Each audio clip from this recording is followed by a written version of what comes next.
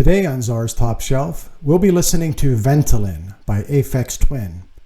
It will literally take your breath away and awaken your neighbor's dog. I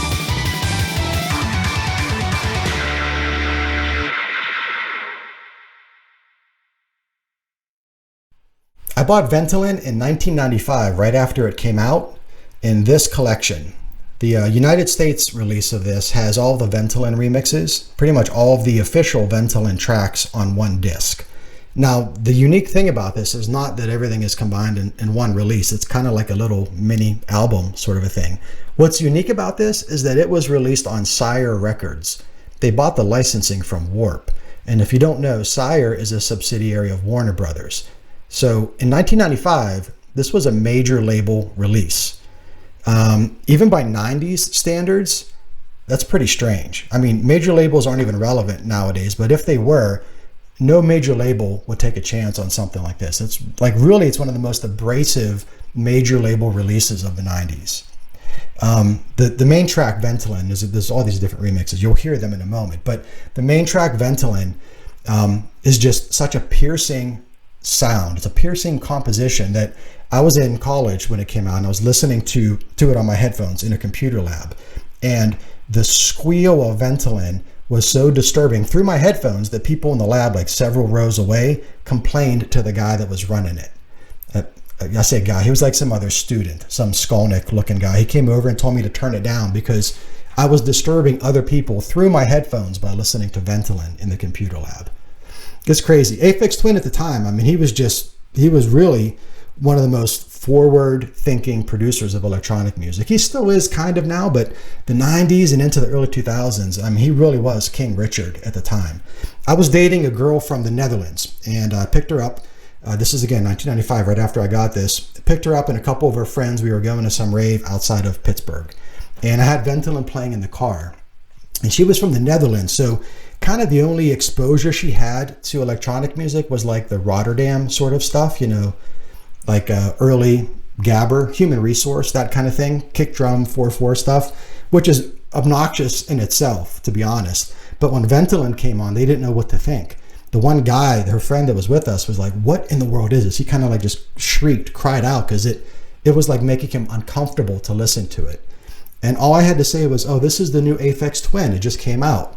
And just by saying that, just by describing the artist, he calmed himself and was like, "Oh, okay, makes sense now. I get it." It's weird the effect that Aphex Twin had in the 90s and up into the early 2000s, really, where he could be as outlandish and as bizarre and as twisted as he wants. And he had such a powerful reputation that just explaining that he was the one that produced it, people that would normally hate that type of music under any other circumstances were accepting of it and maybe even grew to like it a little bit. There were so many advances happening in the 1990s with electronic music. It was such an exciting time to listen to something that was really, truly cutting edge. New frontiers were being opened up in electronic music, and Aphex Twin paved the way for everyone behind him. Nobody knows for sure what Aphex Twin's process was like when he was recording music. I think it's safe to say, though, that Ventolin and the album that followed it, I Care Because You Do, both of those were like the last batch of fully hardware recordings. I mean, recordings made with hardware synthesizers, hardware effects, possibly software sequencers, but I wouldn't be surprised if even a lot of these were sequenced with hardware as well for a long period of time. So like after 1995, the stuff that he was releasing after then, the Girl Boy EP, the Richard D. James album, Drux, which is his masterpiece, quite honestly, all of that was software generated. So all the sounds were made with software. Everything was sequenced very meticulously with software. I think a lot of that software he probably coded and designed himself, just like he had built a lot of the hardware synthesizers he used as well, or if nothing else, modified existing hardware synthesizers. What I'm getting at, though, is that this era is like the peak of his hardware synthesizer days, until he would come out with Anna Lord later, and then some other things after that were hardware based. But he was at his best with hardware, I think personally, with the Ventolin material. And you could say Ventolin is a bunch of remixes because it says the word remix on the back of the CD or the record. These aren't really remixes. I think of it as like a Ventolin era, where rather than recording a song with multiple tracks and then remixing those tracks, he kind of created a kit for Ventolin. And by kit, like, that's what I mean by that is like a selection of synthesizers, patches that he built on the synthesizers, a selection of effects, and so forth. And that kit was like an umbrella for this Ventolin era of his records, basically. You could see some of that bleeding into I Care Because You Do as well. But all of the songs on Ventolin are completely unique. They're not similar. One is different from the next, but they all have a very similar sound. They sound like they were all produced in sequence from each other. So I like that about it. That's why for me, Ventolin feels like a mini album more so than a single with some remixes. I think, like I said, I think this is his best hardware material.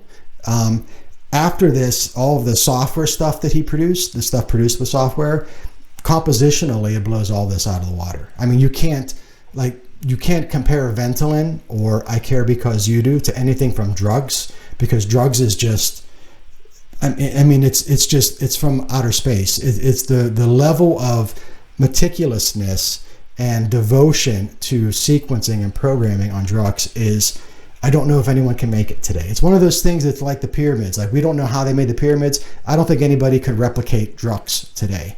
A lot of people have done crazy mashups and drill and bass and all this kind of stuff, and it just sounds random compared to Drugs. Drugs is so compositionally coherent and rational in an absurd way. It's fantastic. But we're not here to talk about Drugs. We'll get the Drugs in a future video.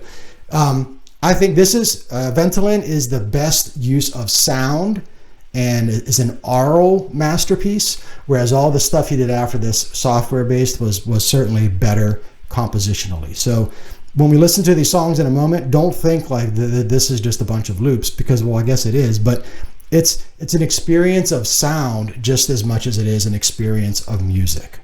All right, enough talking from me. I make these videos and I just end up yapping for like 5 minutes before you get to hear the music.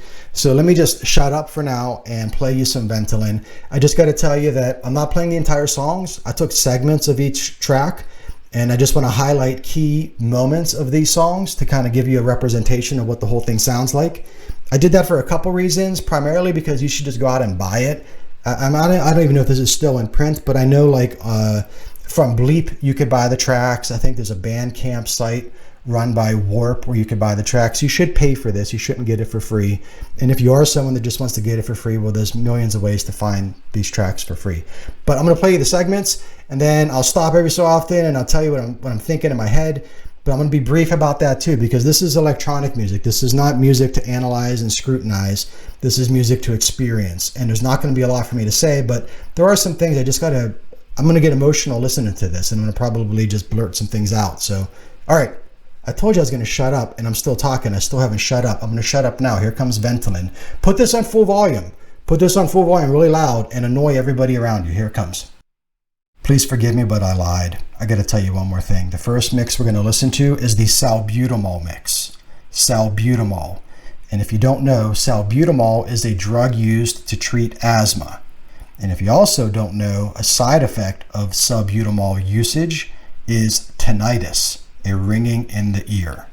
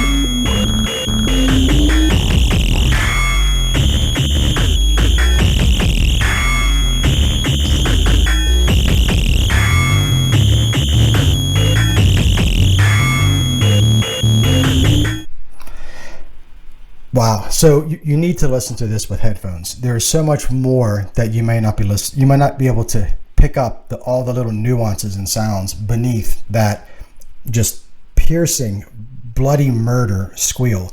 I don't know how he produced that. The first time I heard this, I was making music with tape recorders and stuff, and there's something called an FSK signal, and you could use it to synchronize tapes, one tape to the other, so you could play back things like as a multi-track sort of deal with separate units. But it's also used to back up patches on older like mid-80s polysynths and stuff like that.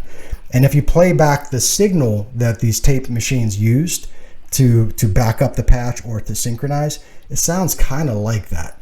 So I always assumed that he was just like exploiting the bizarre, quirky technology of the mid-80s.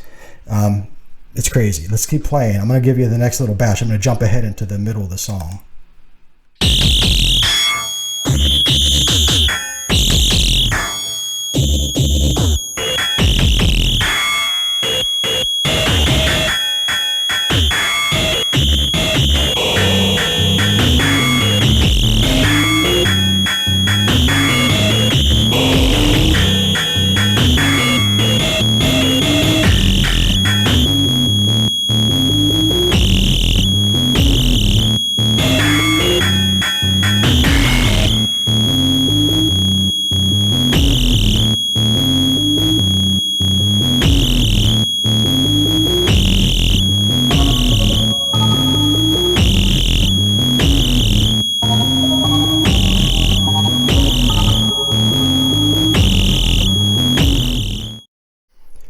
I love the breakdown with the raspy, like gasps and sighs that you hear. It just kind of reinforces the whole asthmatic aesthetic. Asthmatic Aesthetic, that's a great band name. Asthmatic Aesthetic. It reinforces the asthmatic aesthetic of the song. And then the little tiny melody, you do little twinkly melodies that are just like, they're trying to emerge, but the squeal of Ventolin is just suppressing them and beating them down with that extremely distorted kick drum that just bludgeons you every time it hits. I'm going to fast forward now to the end of that first track.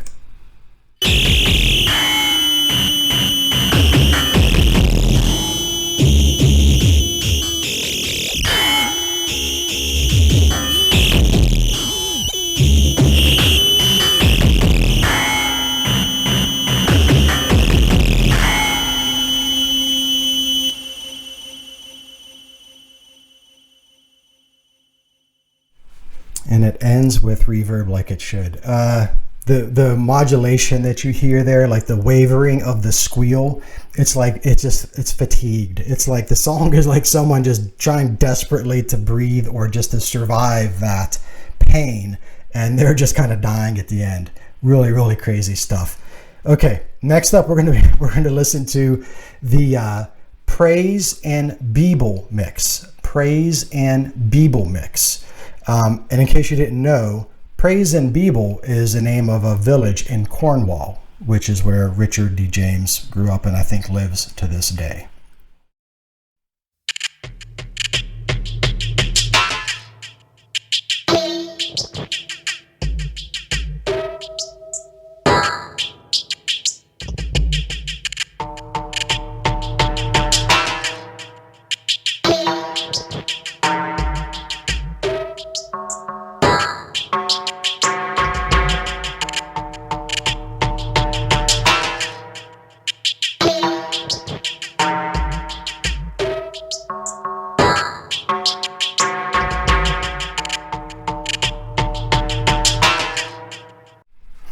So suspenseful. It's like building up in anticipation of something, but you don't know what. It's just a constant escalation, and then a release. Like I'm trying to get up to this hill and I just keep falling back down again.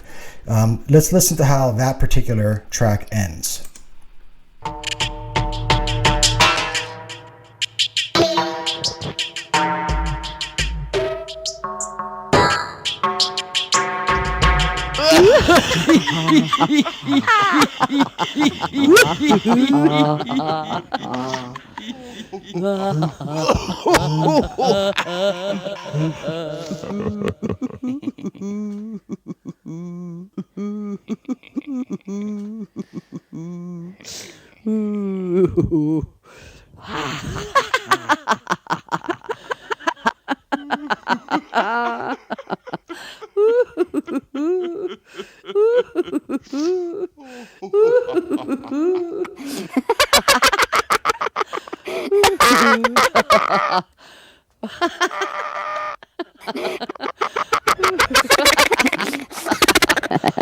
Oh, dear me.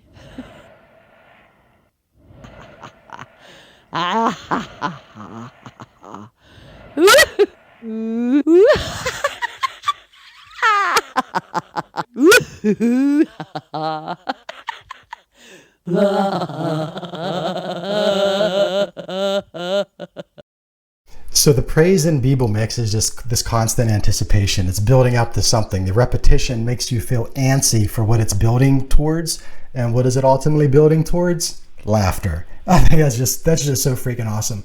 The laughter that you hear is actually Richard's mom. He must have sampled her laughing in different ways and then of course manipulated it.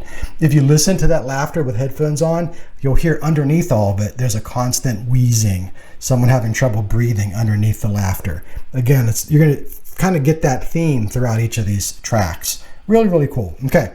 Next up, we're going to listen to the third one on the mini album, and this is the Maran Vos mix. Maranzanvos. I looked at this word hundreds at least times, and I still can't pronounce it. But anyways, it's named after a hamlet in Cornwall. I'm just going to play the very end of this particular song, the Maran Vos mix.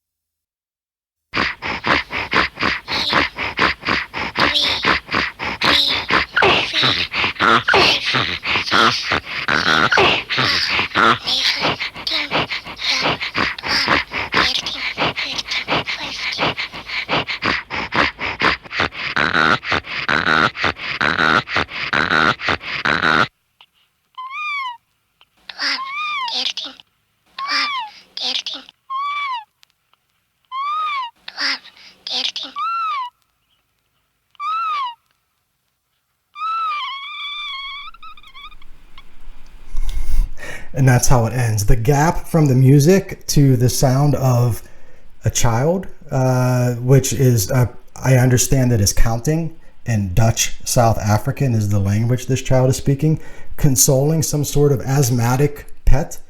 That gap between the music and that is all part of the recording. It's part of the composition. That is just utterly creepy and absurd, especially with headphones on. If you listen to that in a dark room with headphones on, you'll probably not survive the night. I imagine that is like, that child is like some sort of Rubber Johnny type of defective kid trying to console a defective pet. It sounds like a dog at first, and she, I believe it's a she, can't console the pet. And then at the end, when you just hear this poor animal squealing, at first, the sounds leading up to that, I think, were sampled from some sort of animal. But that sound at the end, because you could hear how he modulates it at the very end, I don't think that was a sample. I think that was a synth sound that he created that just sounded like a dying pet of some sort. Really, really insane. Next up is the Plain and Gwari mix. Gwar like the band. Plain and Gwari mix. And Plain and Gwari is a medieval amphitheater also located in Cornwall, in case you were wondering why this was named as it is. I'm going to jump ahead to the middle of this song.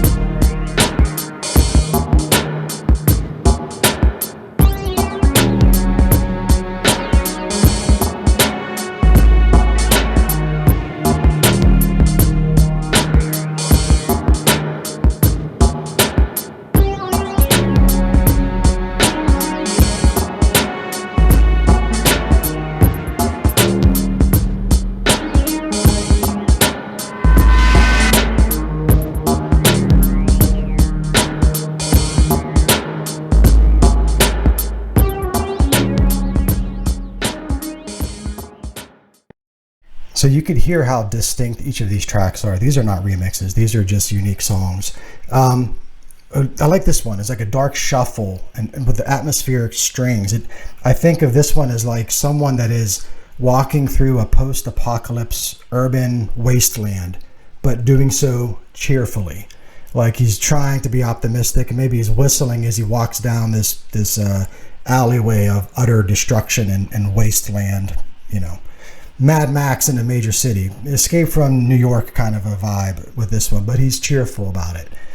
Again, trying to be optimistic and positive while everything around you is suppressing that urge and is just bringing you down. That's the theme with Ventolin. Next up, we're going to listen to the Coppice mix. Coppice. And if you were wondering, this song is named after an inn in the village of Lanner, which is also located in Cornwall. Here comes the Coppice mix.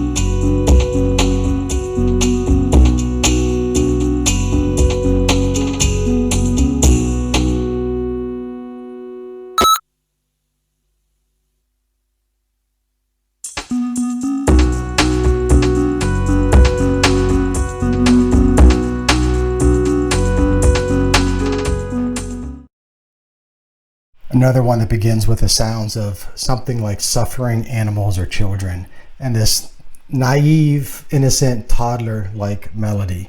But the melody breaks, and we get more sounds of wheezing returning. That beep that you hear, like it just out of nowhere, it just stops, it cuts, and you hear that beep. Is that an error in production, or was that intentional? I like to think that it's intentional, because the wheeze, there's a section where there's a wheeze before it, a few bars before it, and then this is almost like a sequenced bleep. And the bleep sound is also something that kind of goes hand in hand with synchronizing old tape machines and stuff like that. It sounds like that is all part of the aesthetic of what's going on here with these sounds. But I like it. I think it's intentional. I prefer to think that that was an intentional bleep.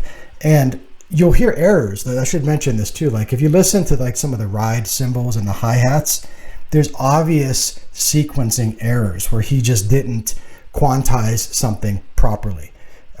Or again, maybe that was intentional too. I like to think that those types of mistakes are intentional when they come from Richard, because although this is all electronically produced music, on its own, it doesn't necessarily have any humanity to it.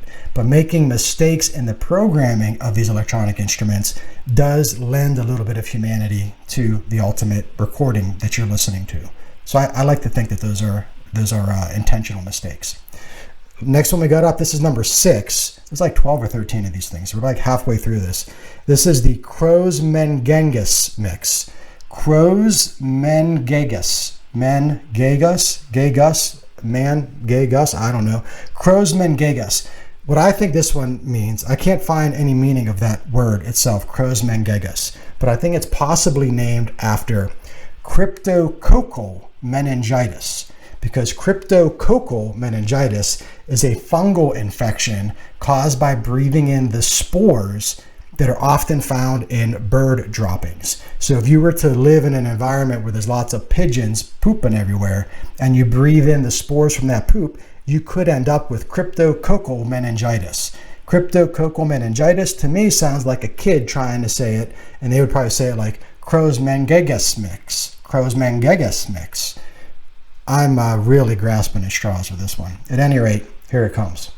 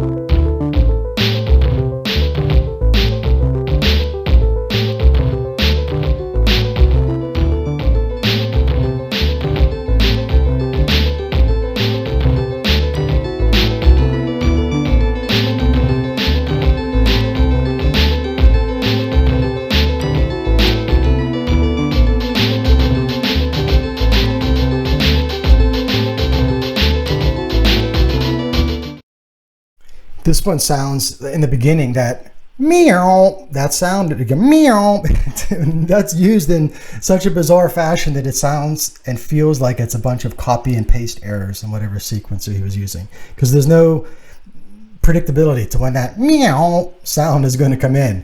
The whole first half of this section of this piece of the song is just frantic and nerve-wracking, and then all of a sudden it just drops and calms itself, and this pleasant melody, almost what is it, like a different song, kicks in for the second half of that segment. And then the wheezy hi-hats come back after that as the song continues to build. Again, it's just that weird thing of just like stressful angst, and then there's something beneath all the angst that's just trying to break through. And in this case, it kind of found a way to break through after that first half. Let me skip forward in the Crozmangegus mix. Skip forward a bit.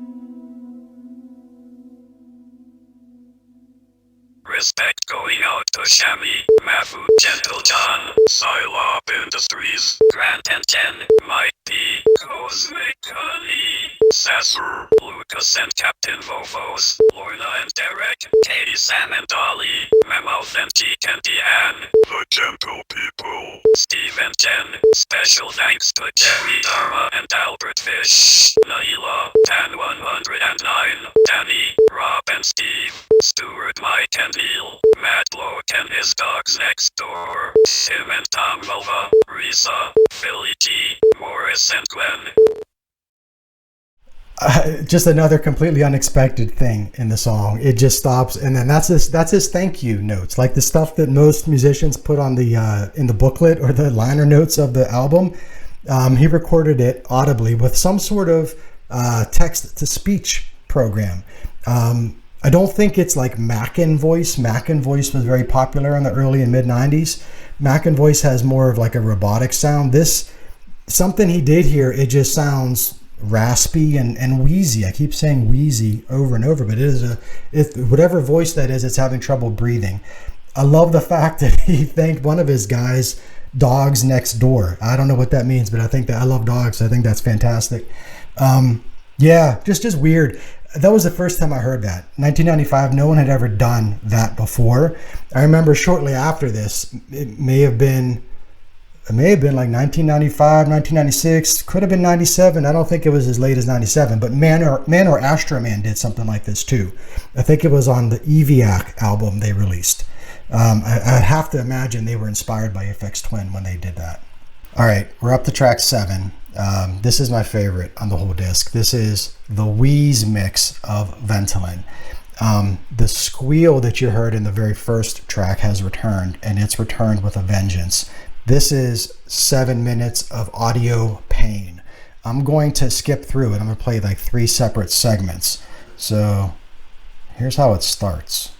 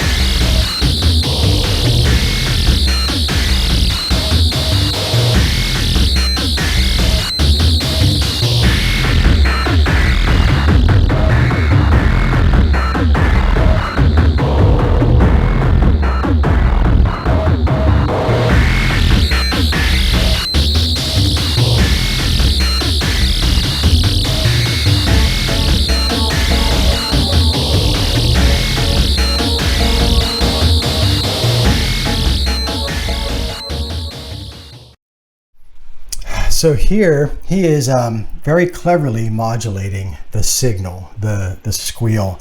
I love how he has it modulate with the kick drum. So each time the kick drum hits, the kick drum itself is already like clipped and distorted to hell, but it modulates the frequency of the signal each time it hits. It is just so effective. And there's all this filtering going on throughout. The whole track is filtered up and down with a low pass filter just to suppress everything, just push everything down. And you get this harsh metallic percussion. This is just such a heavy piece of electronic music. And then throughout all this devastation to your ears, again, there's this subdued melody that is just, you heard at the end of that clip, is just trying to rise above all this. So freaking awesome. Let me skip forward in the wheeze mix here.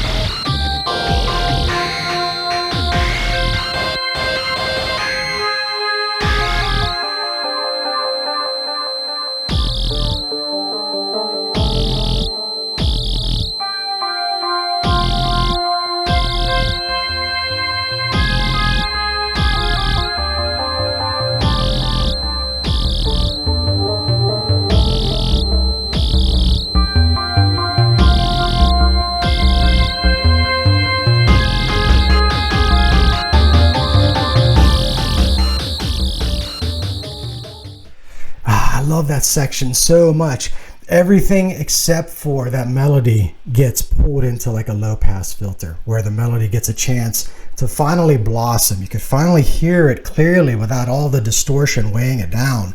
And then the song kind of breaks down, and then you get nothing but the signal and the melody battling it out, only to have the distorted drum come back and everything that gets suppressed again. The melody kind of loses this battle in the middle of the song, but still it's such a great thing happening. One more section of the Wheeze mix. Let me fast forward to the last little bit here.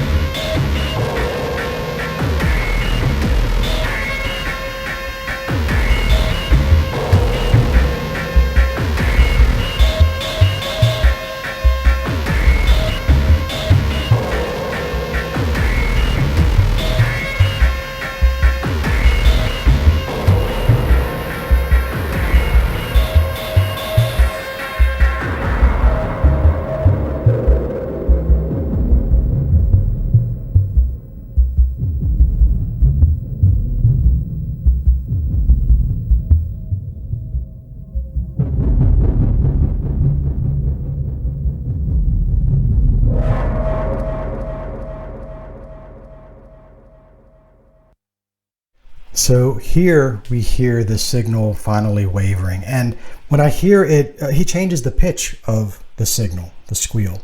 So I don't think this was made, and maybe he sampled an FSK signal or something similar to that, and that's how he was able to change the pitch. I don't think he was slowing a tape down because it was too sustained, like it wasn't a wavering pitch shift, it was sustained pitch. I think maybe he made this with a synthesizer. This is a patch he created, and it just sounded in the beginning like it was a signal for a tape machine. I don't know, man. I don't know. But I love the effects that he put it through and the way that he kind of just beat it down.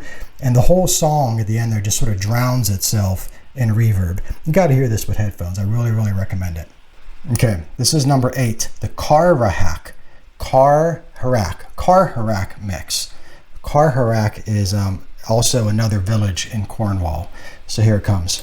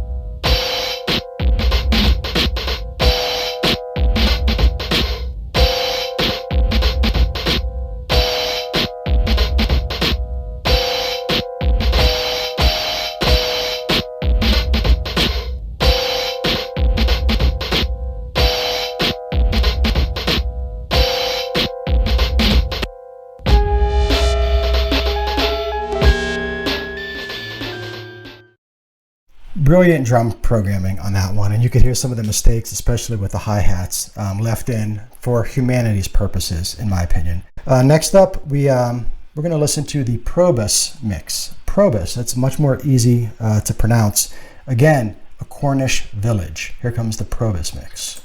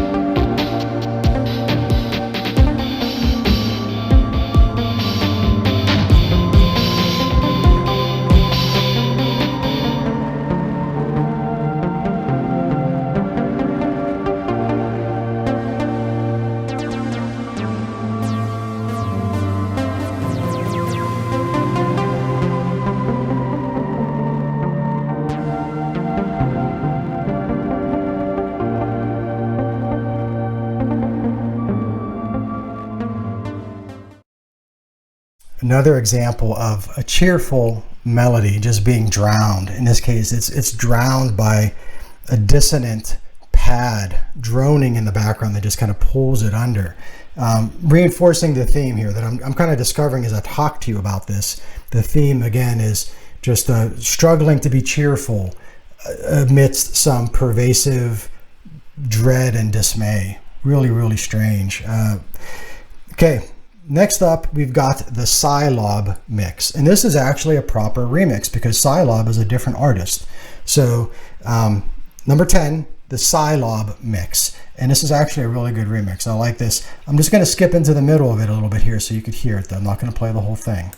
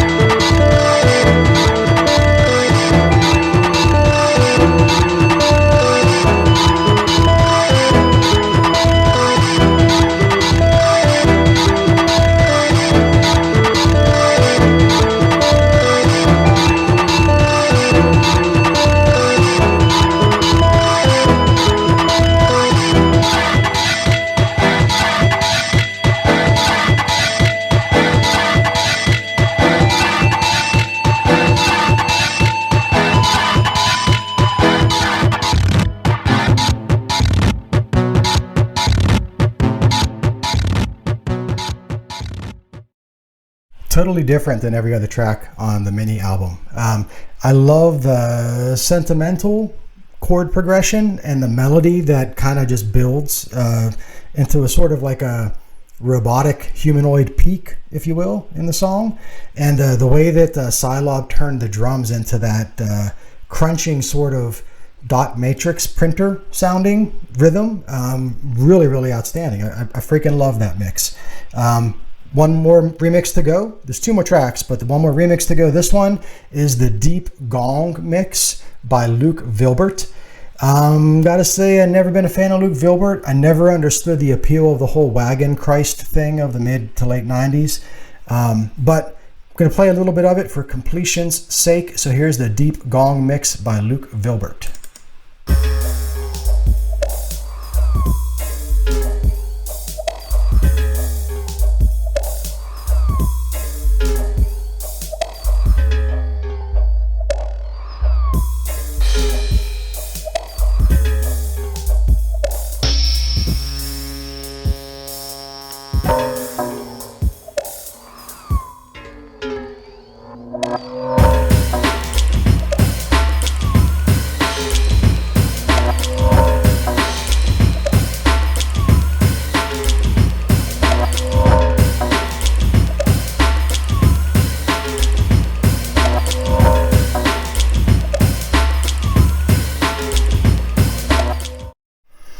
Not much to say there, guys. Unimaginative loops over top of an unmodified breakbeat that would come free with any East-West sample library in the early mid-90s. I don't know, man. I don't get it.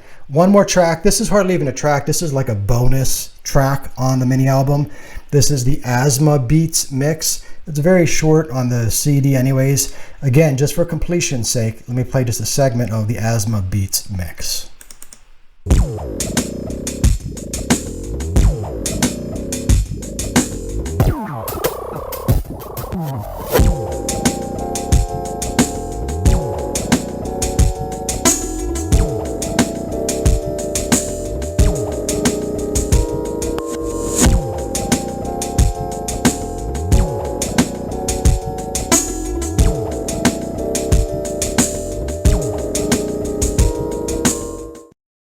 So that is the entire Ventolin EP, mini album, Sire Records release, whatever you want to call it. Those are all of the official Ventolin tracks, segments of the official Ventolin tracks. But there are more.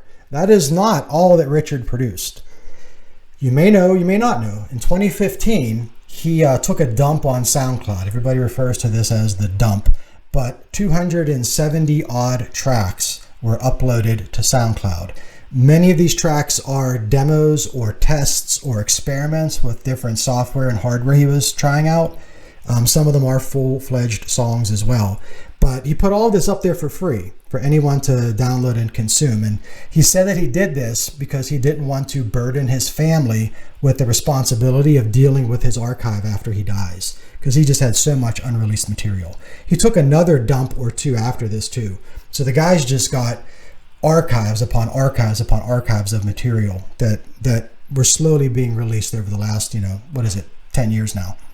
But anyways, within that 2015 SoundCloud dump, there were several songs that were very much of this Ventolin kit, as I called it at the beginning, meaning songs that were very clearly created at the same time as the official Ventolin material. Some of them were like demos or tests for the stuff that you just heard. So I went through all these songs and I picked out the most Ventoliny, the most Ventoliny of the SoundCloud dump. Took segments, again, not the whole thing, but segments of these songs. There's about 9 of them in total.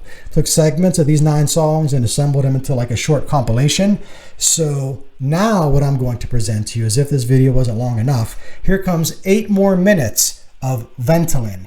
But I will save you the disgust of having to look at my stupid face as it plays. So I'm going to go away visually and let you listen to 8 more minutes of Ventolin. Here it comes.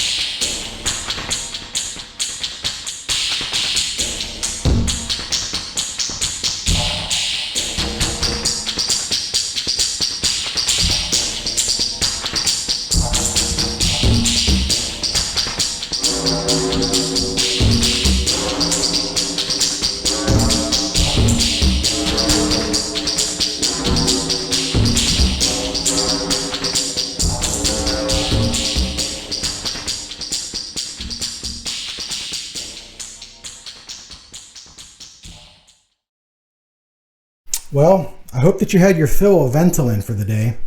I don't have anything clever or witty to say to wrap this video up. I just really like Ventolin.